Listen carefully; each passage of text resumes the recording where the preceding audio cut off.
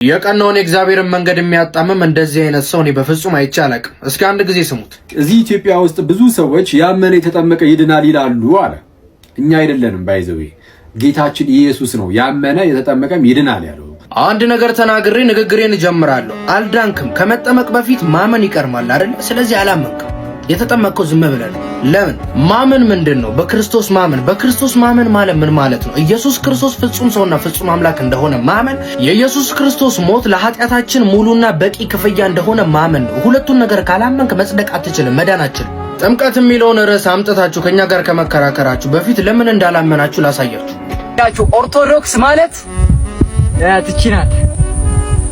እቺ ናት በላብ ምናል በላብ አያርለ ኢየሱስ ክርስቶስ በመስቀል ላይ የከፈለው ዋጋ ለመዳናችን በቂ እንደሆነ እናንተ አታምኑ። ምክንያት በስራችንና በልፋታችን ለመቄዶንያ በመስጠት የሆነ ነገር በማድረግ ምጽዋት በማካፈል ተራራ በመውጣት ጽድቅና የዘላለም ሕይወት ማግኘት እንደሚቻል ታምናላችሁ። እኛ ደግሞ እሱን አናምንም። ድነት የሚገኘው የዘላለም ነጻነት ሕይወት የሚገኘው በኢየሱስ ክርስቶስ በማመን ብቻ እንደሆነ እናምናለን። ለምን?